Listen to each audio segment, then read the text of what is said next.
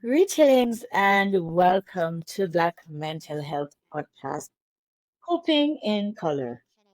Our goal is to foster candid conversations, mindful, insightful interviews, and share evidence-based practices to break stigma, promote resilience, and empower our listeners.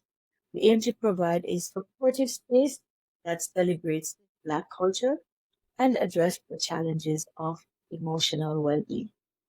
Today, I'm your host. My name is Charlene Fegan, and joining me is the beautiful Queen, Lynn Georgette. Welcome, Lynn. How are you? Hi. So it's actually Ulyn. Yulin. Oh, I am so sorry. Yulin. Okay, Queen Yulin, pardon me. No Yulin, I'm going to worries. take a moment to tell people who you are. So I'm going to be reading your bio. So Yulin Georgette was born in Trinidad and has been living in Ottawa for most of her adult life. She credits her mother for her passion for music, and at age 13, she was introduced to classical, jazz, opera by her adopted by love grandmother, I love that name, Ruby Sandra Davis. She has participated in various performances, festivals, and recording projects with Opera Lyra, Gospel Ensemble, Chosen, and Jazz Band, as well as Jazz and Velvet. She currently sings with the vocal ensemble Voices of Praise, No Borders Community Voices, and her own jazz ensemble, Yulin and Friends. Yulin has a strong love for her community when not immersed in composing, singing, and recording.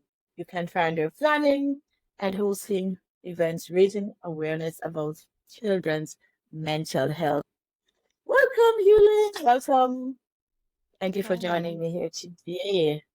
Thank you. Yeah, so Hewlin, oh my God. I was so excited when I read your bio. I was thinking, oh my God, she is doing all this musical stuff. I noticed you've been living in Ottawa since emigrating to Canada.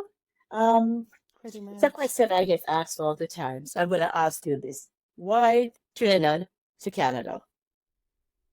Actually, it was a bit of a journey. It started off actually when I was in the States for a bit before coming to Toronto and then on. Okay. So, yeah, that's part of my story too. Okay. Well, I know you have a lot to tell us today. We have 1 hour, so we're going to try and get it on because I want to just have a wonderful experience talking with you, listening to your story, asking you questions, of course.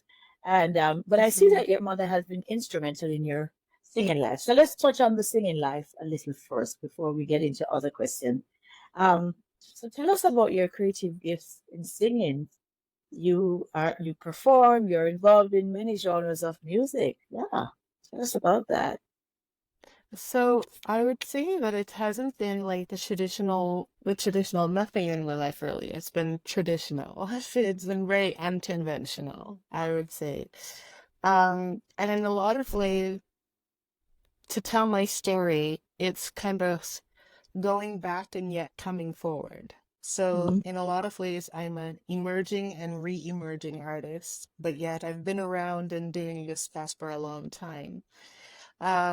So I'm a newly recently late diagnosed autistic. So I'll start Really? off by telling that part of my story. Okay. As a little girl growing up in Trinidad and Tobago, I've pretty much, as my mother would say, I was born singing. Singing like every other little kid, loved singing every little thing that I should hear, I would sing back to her. And my mom was an educator in Trinidad and Tobago. And so she taught a lot through song. So I guess I saw that life imitated art. Hmm. I picked up a lot of that from my mom. And actually, in all fairness, too, recently I realized that I also later, as a young kid, picked up a little bit of my love for opera from my dad as well. Okay. Because my dad loved to sing and he loved Mario Lanza. And he would Okay. sing these beautiful songs imitating, Mario Lanza. So I guess I was influenced by both my parents, Okay. my love and different styles. Wonderful. Yeah. Here. Hmm. All right, so you kind of touched on autism and that you were late, you had a late diagnosis in your adult years. So we know that Hmm. around physical and mental challenges, they're in the community. We are not as open. We're opening up the Hmm. dialogue about, mental illness. We obviously need to be more open, and we know many of these experiences that we share. Um, well, I'm from Jamaica, so we're kind of like Hmm. cousins, and Hmm. so Hmm.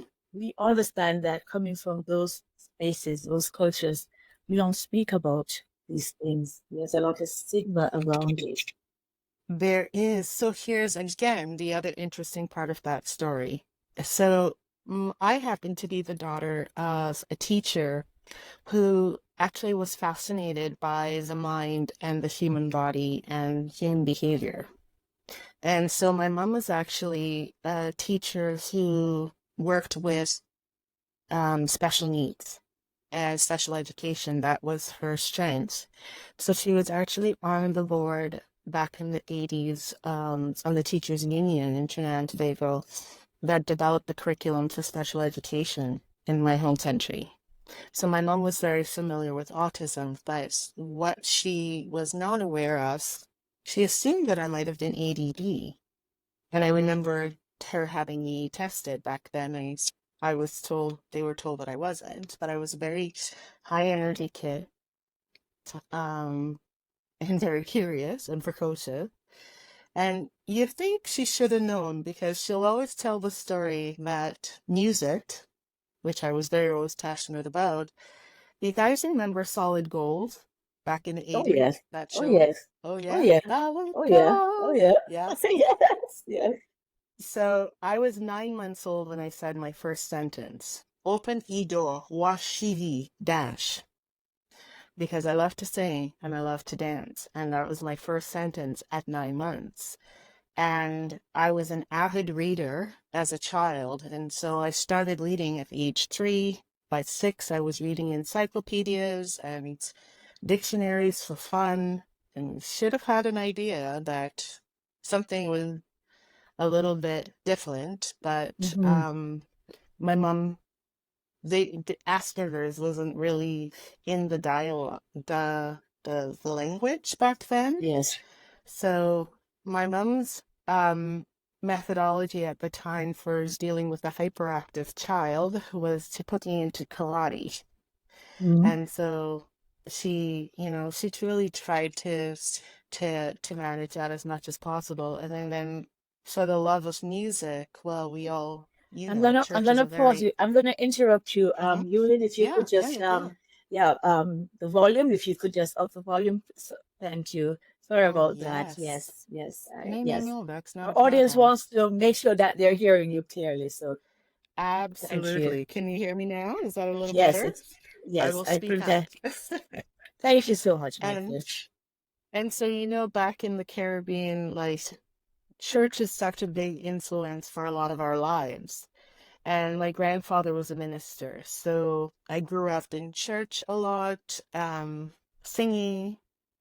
So I spent a lot of time with my grandparents on the weekends, and so music, if it wasn't activities, it was music.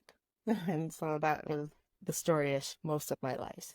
So it sounds like music was really strong in your family. You really had a musical life. So we're gonna switch Yes. channels a little. What's your Hmm. connection to autism? I know you talked about it a little in the beginning, that you were you had a late diagnosis, sorry. So tell us about your Hmm. connection. Why is it a passion project for you? So really, it's all everything encompassing with neurodiversity and that spectrum. So later in life, I became a mom at age 20, and my firstborn son was showing signs of being autistic. And at first, when it was our pastor's wives who had brought up the concern, and when we were looking into it, my mom didn't even recognize it. at the time because she even Mhm. questioned. I don't really think so because, she had taught kids with on the spectrum, and my son did not fit the what she was familiar with. And my son was diagnosed with autism. My oldest was the first diagnosed 25, he's about 21 years ago. Mm. And so that was the beginning of that journey for me. Now, the interesting thing about it is that around the time that my son was diagnosed, I was going through a divorce with my first husband. Um, and through that season, I found myself having to find employment. And in an interesting twist of fate, I became a developmental support worker. So here I was now working in the field of special needs care. Mm. And I remember my first interview with my manager. When she found out that my oldest son was diagnosed, she said, "So, have you thought about what's going to happen in his future?" And I remember taking a deep breath of anxiety, going, "I'm just trying to navigate kindergarten." Wow. It's Mm. tough, but I'm still getting accustomed to what does this mean for his life and what will that look like. Because as any parent with a newly diagnosed child understands, there's a lot of fear when you just get this diagnosis. And so I will have to say at the beginning, that's how I understood it because that's how everybody responds, but not Right. anymore. So Okay. I'm going to share some tips afterward Right. Right. because And in that fact, was my first experience. so my Hmm. next question actually is along the line of, if there's one thing, and I'm sure there are many things that people Hmm. you'd like to tell people about autism, but if there's one thing about autism, what is it that you'd want people to know, or audience? What would you like to share? If there's one thing that people need to know, need to be awareness, to bring to their awareness. And like I said, there are many. Hmm. What would be that one thing? You don't have to fear. I know that there are challenges to being autistic, but I Mm, really want to, I get that there's the initial process of having to receive the diagnosis. You have to be able to process your emotions, but mhm, do not fear. There, having a different brain is just having a different brain. It's just a different way of processing the world around you. And different doesn't necessarily mean bad. Different just means there's a new way. It's a different perspective. It's a different shift. And sometimes, yeah, I know that there are challenges. There can be behavioral stuff that you first have to manage. You have to mhm, understand, okay, well, what sensory things could be affecting the mhm, person or that you love? Or um, maybe there's a different way that I can try to communicate what yes, I want to say, or maybe there's a different way to help them communicate what they want to mhm, say. But the person that they are is so beautiful and unique, and you don't have to be afraid. So I think I'm really thankful for the process. I remember whenever we would introduce and someone would learn that my children are autistic, the first comment they would say was like, "Oh, I'm so sorry." And I'd be like, mhm. "I'm not, there's nothing to be Yeah. sorry about.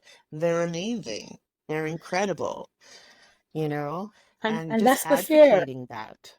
That's the fear. That's the fear you're talking about. Hmm. People are afraid. The diagnosis, the first diagnosis, someone hear that their child Hmm. is autistic, it drives a lot of fear in people.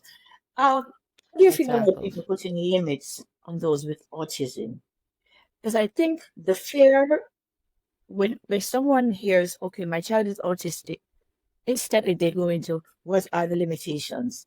What do I have to do now? How do you feel about that? People putting limits on those with autism. Depending on your level of autism, right? Let's be real. Right, There because I are know there's practical a spectrum, challenges, right? right? Hmm. And there Mhm. can be different challenges. And I'm not, as a support worker, I do understand that there can be barriers to accessibility. But within that, know that there are areas and there are resources and supports out there. And I would encourage anyone out there to connect with folks in the community, connect in the autistic community, connect with folks in the accessibility community. Because when you meet other people who are in your world, you discover that, hey, they're thriving, they're Mhm. living. There are ways to not feel so overwhelmed. If you try to fight this or think that you have to do this alone, you're going to become overwhelmed. You're going to become discouraged. And so you want to have people surround you who are going to encourage you, who are going to have compassion, who are going to have empathy. You want to build a community support of love.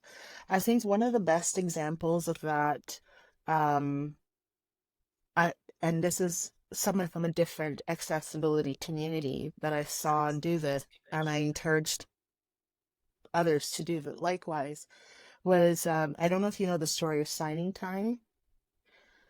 I'm not She sure I Signing do. Time, it's ASL. So when Rachel daughter's Leah got her diagnosis of being deaf, she started by teaching sign to her nephew so that he would be able to communicate with his cousin. And Mm. she started to make videos. And she was a musician, so her and her sister, her nephew's mom, they teamed up together and they started to make little song videos to teach their community. So it's that concept of if you don't have an immediate community, you create community Yes, by yes, hopefully the people around you who love you will be willing to be educated. Hopefully, they'd be willing to be let into your world and not criticize you, but be curious. And hmm, you know what? Never be afraid of curiosity if it's for the right reasons. right. Mm, You yes. want to welcome curiosity because then you can inform and you can share. And that way, your life becomes a living document so that if anything happened, you have the comfort and the security of knowing that these are the trusted circle of people around you who know what your son needs. If your Mm. son gets stressed out, they can recognize, oh, he's overwhelmed, and this is what we need to do to protect and support him. So I have to say that because of advocacy, through our loving, supportive friends and community that we created around our family, Yes, that my children have always had safe places and safe people most of the time to be around. And so that's how you do that. You yeah. create circles. Yeah, what? And that's wonderful because I think when you can get with people who are sharing the same experiences, lived experience, that always Mhm. helps in terms of bringing together a support system. And sometimes, like you said, a circle of people who had to deal with autism or other challenges. Mhm. Uh, I know someone who her son was diagnosed. I think he was under 10, and she moved to the US because there were not enough support systems or services for him in Jamaica. This is coming from Jamaica. So I Mhm. just want to ask you, what other parts of the world are dealing with autism and how do you see it being addressed? Let's look at Canada versus the US, for example. Do you think the support system is greater or less in one over the other? And other parts of the world, certainly autism is if not, it's not immune. Nobody's immune. No country is immune from that. So where would you say the support is, and how is it looking in other parts of the world? Because someone who is advocating strongly, um, obviously you probably have looked outside of just, Canada to see what's out there. I have, and you know what? I have to say that I that's something that this year I want to spend more time doing is connecting with other autistic communities than I have. I think everyone often says like there are some pockets. It's pockets because we're still developing. The autism community is still Yes. developing. I would say that in 20 years we've come a long way. There are more supports now 20 years later than there was when I started my journey. Um, in Ottawa, I know that there are some really great agencies here that do great work. In the States, my cousin I know has great community resources. Mhm. That in upstate New York that she has. I am part of Facebook group with moms with autism, but some of Okay. them still find that they have pockets of places where they are still lacking services and resources.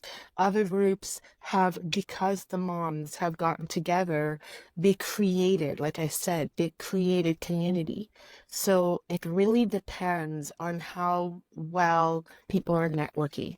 So I'm actually really, I have to say, there's also been a huge boom since, I don't know Mhm. if you've noticed this, but in the mental health world, there's been a huge boom since COVID.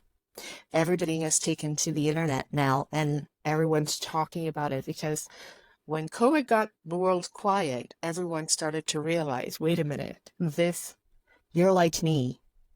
And it didn't matter which side of the world you were, people were recognizing, hey, you have ADHD, I have ADHD. It's not just a white issue, it's not just a black issue, it's not just a, you know, everyone was realizing, hey, we have these human emotions, we have these human Yes. conditions that are shared experiences. So that has actually done a lot to connect the communities. And so now we're sharing more Okay. resources online, right? And Okay. for the Black Yes. community, Yes. oh my goodness, the Black autistic community is now finally having a voice to come out and say, hey, that's what it is. Mm. We're looking for diagnosis. We're looking for supports. We're looking for resources, which is why, I was happy to have this opportunity too to come on and just share my experience. Because we have a saying in the autistic community, you've met one autistic person, you've met one autistic person, you know? We Yes. may Yes. have common experience, may have common mechanics of our diagnosis, but everybody has different lived experiences on how it impacted our lives, right? Even in my Mm. own household, I have varying different autistic kids, as each person's autistic language. I'm like a translator all day long. Yeah. Yes. I'm Yes. translating one person's neurological like language, NB language, to the other person's like, he didn't need this. When he said this, this is what I'm constantly translating. And Yes. then I'm like, So it where's sounds my like there's never translator? there's never a dull moment in your home. Never. Right. But I know there's not a one size fits all approach to treating autism because it has a broad spectrum.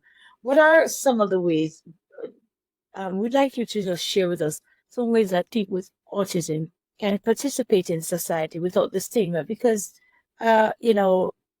like many of these challenges, there are stigma attached to them. So Mm-hmm. what would you say are ways, approaches treating an autism? I would say at the level, maybe you're a mom, you're at home, you said you have to be translating various um in various languages in terms of behaviors, translating behaviors, right? So what would you say? How can one participate in society still and live with autism without the stigma that It, we and I just want to add to that I know sometimes the black community, stigma of mental health, of physical challenges, of the various things that we acting have to strange or acting act in. quirky. Yeah, Mm-hmm. we don't know what to do with it. So now we have language. We have the Mm. language that supports what is happening. But what would you say? How can one, navigate their way Navigate and that. still become a part of society without feeling ostracized or, pushed aside? You Because the know, stigma is that is real, going I to be a work imagine. in progress. A work in It progress, is. I And imagine, yeah. so that's a tough question for me to answer. I can offer my my Your my perspective. thoughts on it, but Hmm. my perspective because I'm still caught in it. I'm still caught in it. Yes, So, yes.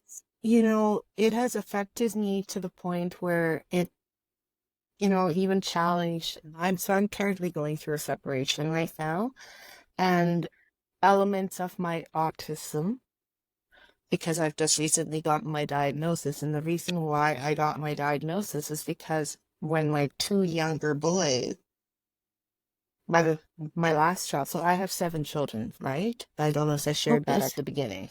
I have And seven. no, I don't. I don't. Yeah, I have seven children. And so Hmm. I had five children when I married my second husband 10 years ago.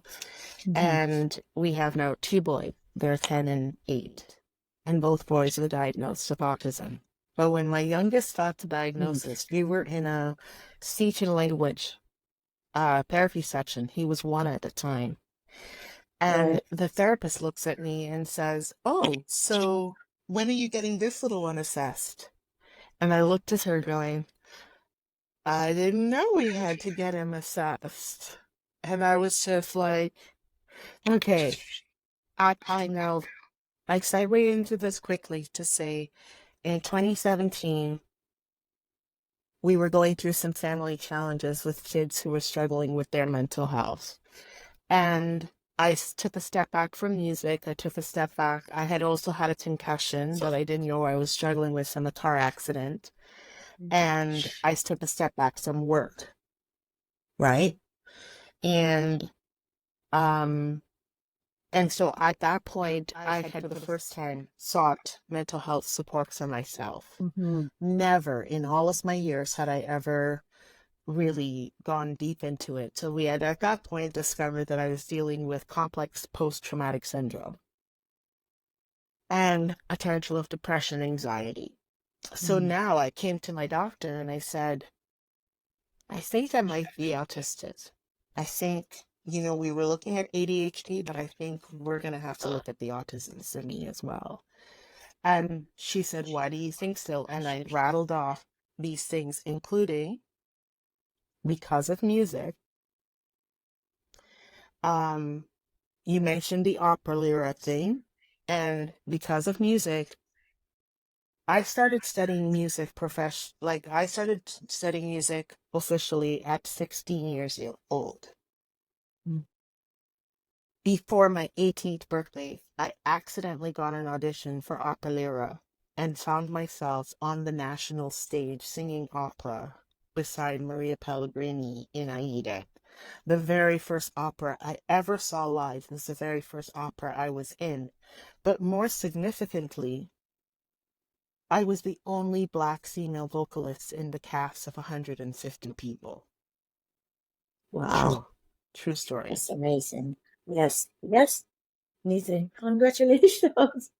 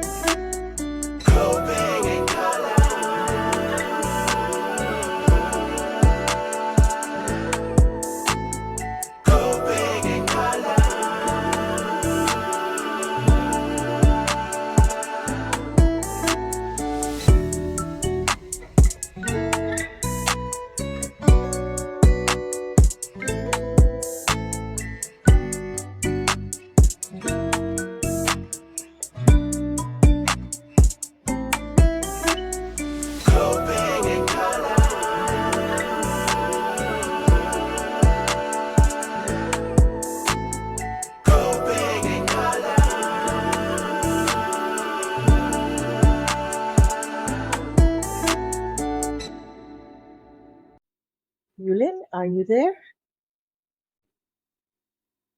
I am. Oh my God, technology and we're live, Oh, but I am so we sorry don't, about that, you know, everyone. it's called technology. We rely on it so much, and then it I fails know. us. But hey, what can we do? You are here, and that's what's important. So should I You say know? welcome back? Thank you. Welcome back.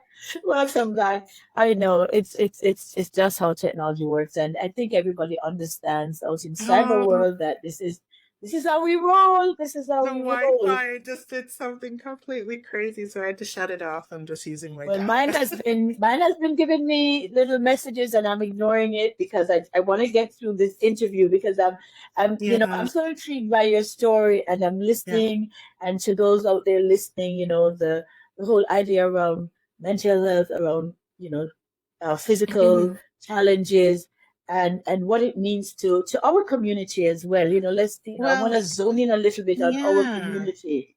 You And know, so in our community, as you brought that up, and as I was just trying to illustrate, you know, can you imagine being a young Black girl who loves to sing musicals and opera, and, I'm quirky and I'm just like out there.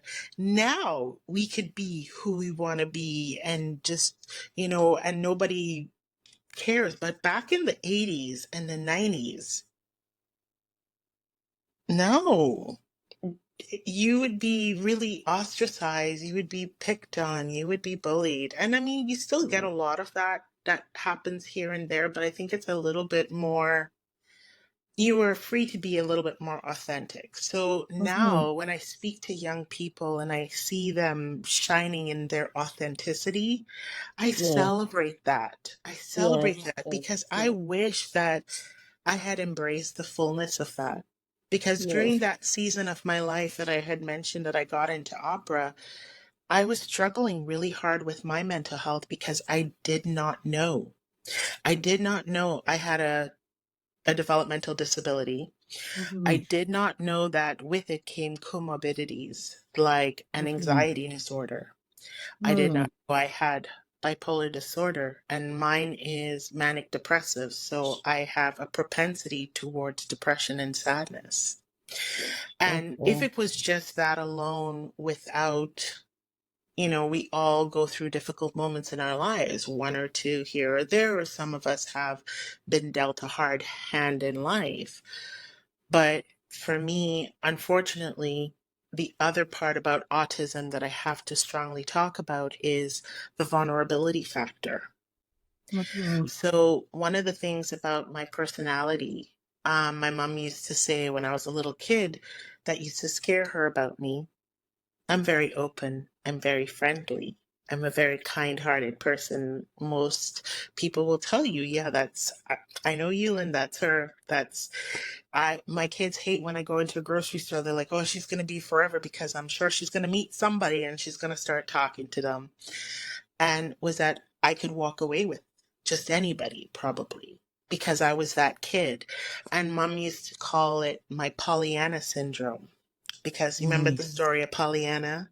She I had the remember that. glad Yes. game. I'm Yes. the Yes. eternal optimist. Yes. Yes. And that also it seems like such a conundrum, but there are happy depressive people, Mm-hmm. you know? When we think about people like the arts industry just lost Twitch, who was a bright, shining star. No one Yes. ever expected he would have lost his life. Yes. I remember that That last left year. a Yes. huge gap. Mm-hmm. Robin Williams, no one would have ever thought because he was always so bright.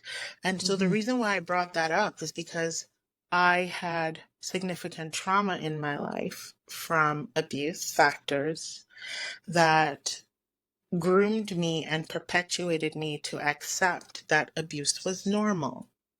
And so I normalized abuse from a very young age and all types of abuse. We also know growing up in the Caribbean, whew, we joke about getting licks for like water. Mm-hmm. Well, I was the hardest child, Well, I right? got the hardest too then because I was one of them too. But I Mm-hmm. wasn't hardest because I was trying to be obnoxious. I was just precocious. Yes. And gifted and and multi-gifted, gifted multi-talented, but nobody and understood that. Yeah? curious. And But no one curious. would Well, look at those behaviors as this is a child that just needs to be stimulated in a different way. yes. So you get into trouble, and so you don't think about how those things. And then I was raised by a single parent who had her own struggles. And let me tell you, secondhand trauma is a thing. And Mm-hmm. so one of the things that I wanted to take a note of, like in our culture too, we think, oh, children don't understand what's going on, right? Mm-hmm. Children don't Yes. Yeah. understand. So But they think children may they not just understand the context, but they understand the content of the emotional disturbances that is going on. and sometimes they may not be able to articulate, but they do observe and Exactly. see what's happening. Yes. But I want to ask you about the comorbidity. How does it impact autism? You talk about your challenges with mental health. How does Anxiety. that, anxiety? So how So, does all of that impact autism? so autism is a very much anxiety driven neurological um I would say, I hate using the word disorder, but it's a Yes, neither neurological so do I. Don't like to use it. Yes, yes. condition. Okay. Condition, Um, right? because when you think about it, and people being, oh, we have a bit of an echo, rigidity of it, right? Mm-hmm. Routine, rigid. Mm-hmm. The anxiety, some people get language anxiety, like if you talk to them too much. At one point, I would have to slow down my cadence, how fast I spoke. And thank Mm-hmm. goodness I learned that through my workplace, working with people with special needs. You Mm-hmm. can't over talk, and I'm a talker. So you have to slow down your cadence. You have to lower your tone, how you speak, because these things can spike anxiety. And so there would be times if I get frustrated as a mother and you lecture your child, and my son, my oldest, would say, "Okay, too many words, mom." And I'd be like, "Oh," you know, but Yeah. but I taught him how to advocate too. So I also, needed to, because I learned what his anxiety was. But then in some ways, because I didn't know that I was working out of my own need for things and also out of my own blind spots, Mm-hmm. right? Because I was still unaware that I was also autistic and working out of my own autism.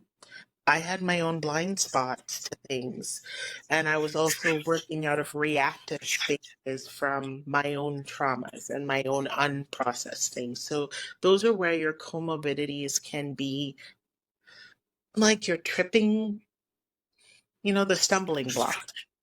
Mm-hmm. So I really encourage people, if you know or if you have an idea that you have possible mental challenges, I encourage you, research it.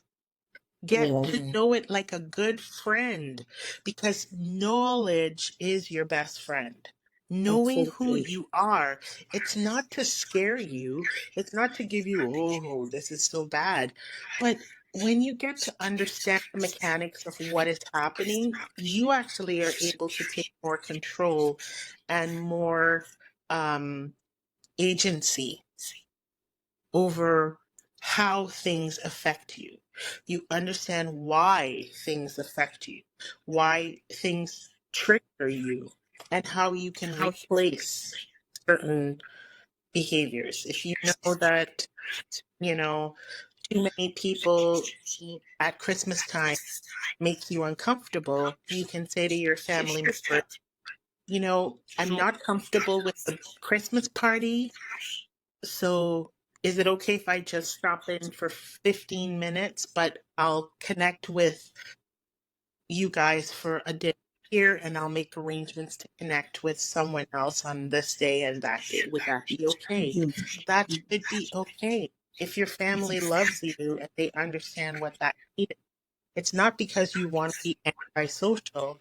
It's just that it's very overwhelming. Maybe you're over, and that's the other thing too. Autistic people, their brains are super sensitive to different sensory input. So they're Mhm. taking in too much sensory input. And that's also some of the things. Some people are super sensitive to smells. They can smell if you ate like a grilled cheese sandwich 2 weeks ago. Like I'm like hyper telling you, but that's like it's crazy. Like they can smell Yeah. or they can hear. I remember some kids had a hard time studying in classrooms with fluorescent bulbs because they could hear the humming of the electricity in the bulbs. Okay, so some hypersensitivity. So There's I hyper. guess what you're saying is that one has to really be aware and have the knowledge to know what to do when you are And have faced with the compassion. challenges and have compassion. So compassion comes from those the caregivers, those who have to live around people with these challenges, and even compassion for yourself because you Exactly. can't be too hard on yourself. But I hear you saying it's just how overwhelming it can seem and sometimes insurmountable. So it's Yeah. just a matter of facing yourself. So I Yeah. have this question for you. So, what are your main concerns for the future of children living with the challenges of autism and some of these conditions as we want to call them? What are your main concerns for the future of these children? Does it look hopeful? Does it look grim? I What would think it's you? hopeful Okay. because yeah, I am actually really excited right now. There are 20-year-olds Mm, and 15-year-olds and like there's a young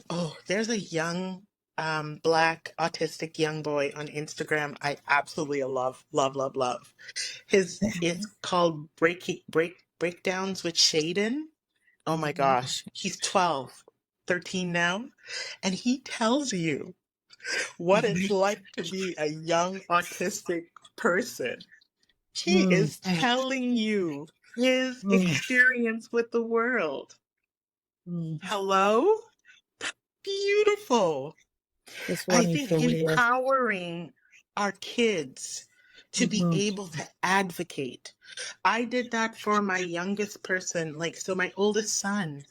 Empowering them to know, why does your body do what it does? Why does it need to? I did that for my son when he was in grade 1 because his first grade teacher, she was old school and she was retiring that year. And when he did his stimming, he would play with his hands and do all of this. And Hmm. I didn't know what stimming was at the time, but I knew that this was important to him and he would do these motions. And then I saw over the Could you explain to me? Because so it's quite stimming another. Hmm. So stimming in the autistic world is self-stimulatory behavior.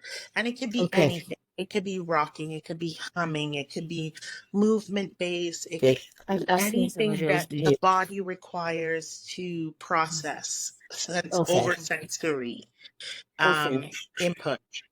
And Thank I you. learned Thank you. about the importance of it when I watched a video by Dr. Temple Grandin, who revolutionized, like she was the first vocal autistic advocating for autism in the 80s.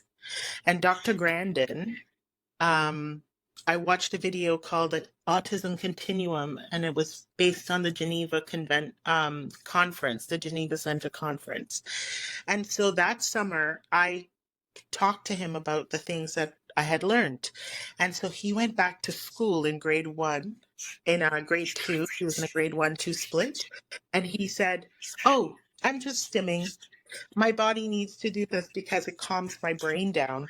And his EA messaged me. She says, "He knows what stimming is?" And I'm like, "Yeah." Because if he needs to do this, I want him to know that he can say to someone, "This is what I This is what need, it is. because this is what my brain needs to function." Right.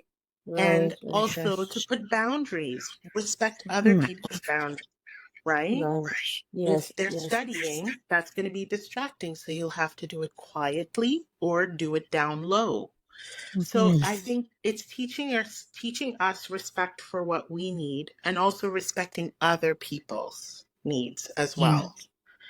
So I think it's that's an right. exciting time for Yeah, I hear you, and I see the passion that you have for understanding and living with, these challenges, and you bring a lot of energy, joy, excitement. You make it seem like and I know it's not. I'm not minimizing or discounting the challenges that come with, living with these conditions, but I like that you're on the ball, you're in it.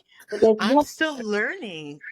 Every day I'm learning. And I had a concussion, a more serious concussion. We didn't talk about that, but I am relearning. Like I'm in a stage of relearning myself because like I said, I am newly diagnosed. I only got my diagnosis a couple of years ago, and I'm still having to go, oh, well, that makes sense. And Mhm. oh, well, now I understand. Putting the puzzle together. Yeah, yeah, Yeah.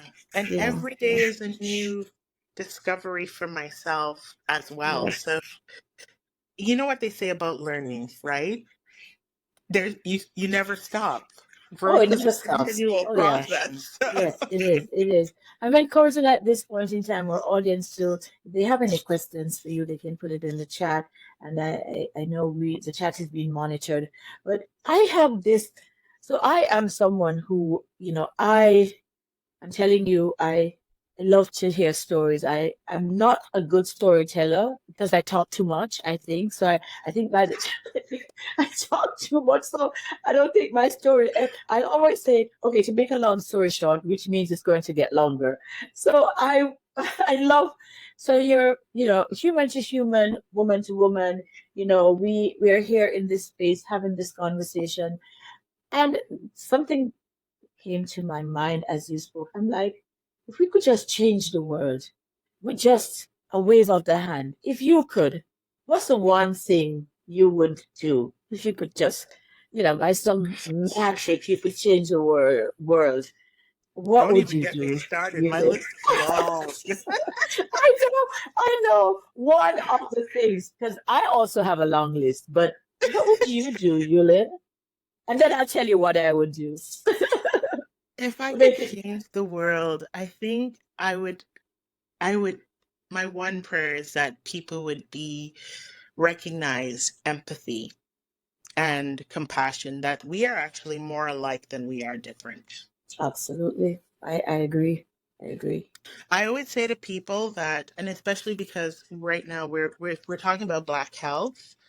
Hmm. Um, so for me, one of the things we didn't touch base on is that I'm in an interesting intersectionality of life because we Mm. all know we're a bunch of mixed up people and Oh not yeah, mixed up yeah. because of life experiences, but we're mixed up in our genes, right? Nobody is Yes, just one thing. And yes. I'm not just one thing. My grandfather was part Scottish, my grandmother was part East Indian, and even though I appear all, the African side of me, I gave birth to kids who are of mixed race. So my first husband was Canadian, and my daughter and my son came out more white than they did black. And so, Yeah. I have things that are culturally in my genes that affect my medical situations.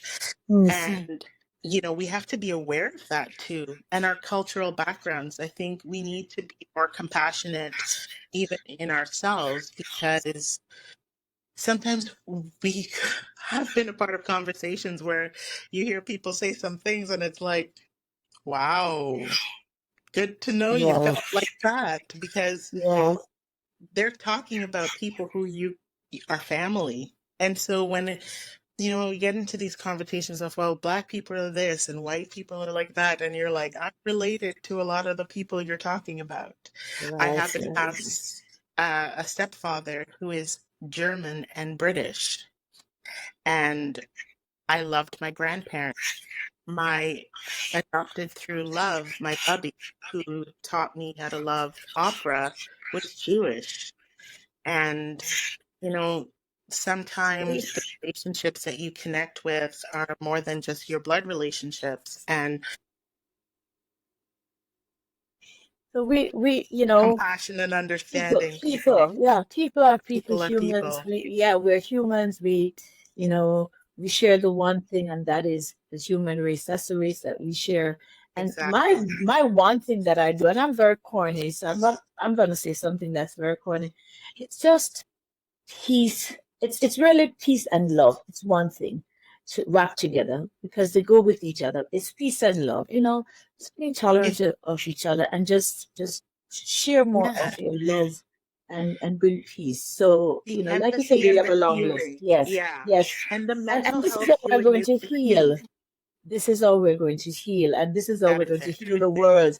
And again, I'm getting corny because I feel that this is what it will take.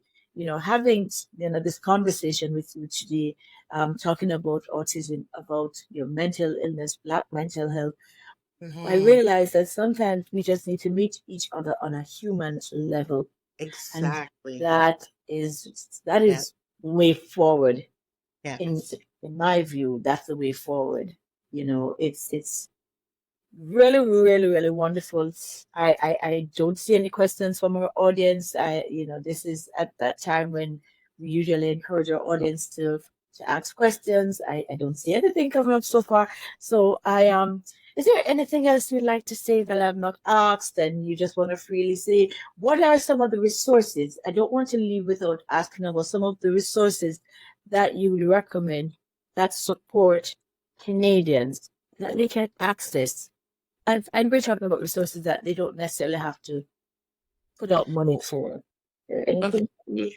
So I wanted to say, for Ottawa, I know that Ottawa has a great resource for folks who's ever been in like a mental health ward or something called the Psychiatric Survivors of Ottawa.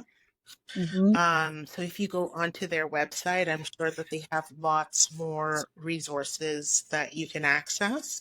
But they do a lot of connection groups, social meetups, so that there is community. I think doing a search on any sort of mental health associations. I know that there was another one here in Ottawa. I'll look them up and I'll send them to you so you can add them to your resource list because I'm always looking Okay. for my friends know I like love bomb them with all of these mental health resources all the Yeah. time. I'm like, hey, did you hear about it? Kids Help Phone has a lot of good resources across information. Um, if you're in Ottawa and you're part of the Ottawa Hospital Medical Health Center, Mm-hmm. I don't know if people are aware that you can access the shared care mental health team for support because I was part of the medical healthcare family health center for a long time and never knew about it until 2017. So Wow. I know, Mm-hmm. and it was never Yes. even offered as an option until I Information started writing again. it down. So, Yes. um, Information is they, key. Information is key. information is key, and they are Yes. amazing, amazing Yeah. team. Um, I have to say thank you to people like Chio. Chio has amazing resources for families, for autism support. Um, and I also have to say I lived in Prescott Russell. I know that there aren't a lot of resources in the external areas, but Valoris tries to do, and it's VALORIS of Prescott Russell. Hello. They're Okay. yeah, so they're an umbrella company, and in terms of they're like CAS, they're service coordination. They help families with all kinds of resources in the community. Because I'm in Eastern Ontario, right? So Yes. those Look, I can only speak out of what I know. that information is very useful and valuable. to us at Black Mental Health Canada, and I'm sure we will get it out there. People want And to access these I resources. just wanted to say Yes. really good online resources. So I would be remiss if I did not share Somo Como Lab, a really wonderful resource for social emotional intelligence for children and families. So this is run by a friend of mine. Her name is Chelsea Elliott. It's out of the States, but there's amazing online resources. And every now and again, she has online workshops that you can attend for free. It's really beautiful, the work that she does. And yes, that's all I have to say for that for now. I have a little with her, but when that Yes. comes together, I will share it with you guys. Wonderful. Well, it has been an immense pleasure having this conversation with you, talking to you, getting to know you. I love to uh, see some of your work. I mean, the singing, so just tell me where to go to find all of that. I don't come to Ottawa very often, but if I ever do, I will certainly holler at you. I So am a thank emerging and re-emerging artist, like I said. So I used to work as a care provider, but like I said, I had a severe concussion in 2018. It changed my life, and so now I'm focusing on music. So I had uh, that mic never there's went more off. stuff Yes. to come. Yeah, there's Yes. more stuff to Okay. come, but people can follow me on Instagram. And I'm starting to now put a little bit of stuff out on TikTok. It's not professional quality yet, but it's just for fun right now. Yeah. It's But a I am start. It's a performing. start. Yes. Yeah, but I Okay. am Wonderful. performing. Yeah. Wonderful. Well, Ulyn, thanks again for coming on behalf of Black Mental Health Canada. We And appreciate you coming on, Coping in Color. We look forward to more conversations. Who knows? We yeah, may meet in this space again. But yes, we we will. would say all the best to you and your family. Keep on doing what you're doing Thank and you. go rock the world. Go rock the world.